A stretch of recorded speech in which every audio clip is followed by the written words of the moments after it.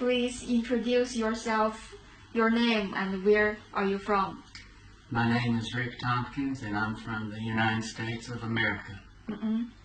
Can you tell us your condition, your GFR, and your creatinine level the first time you come to the hospital?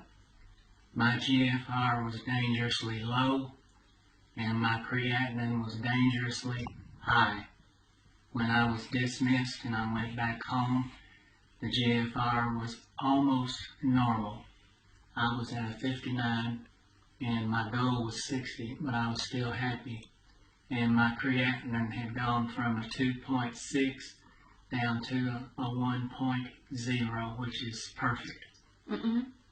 So before you come to China, do you take any treatment in your country? No. Okay. I refused dialysis. The doctors in my country wanted to put me on dialysis, and I said no.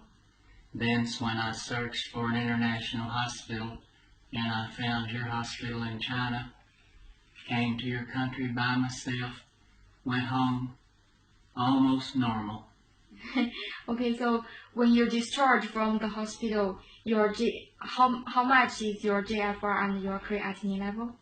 My GFR was 59, and my creatinine was 1.1 when I was dismissed. So, how long time you take the treatment? I stayed in the hospital for 27 days. This is your second time to come to China. So, what's the purpose you come to the hospital to take the treatment? Well, I call it a jump start. My kidney's okay. My creatinine is okay. But it had slipped just a little bit because of my diet.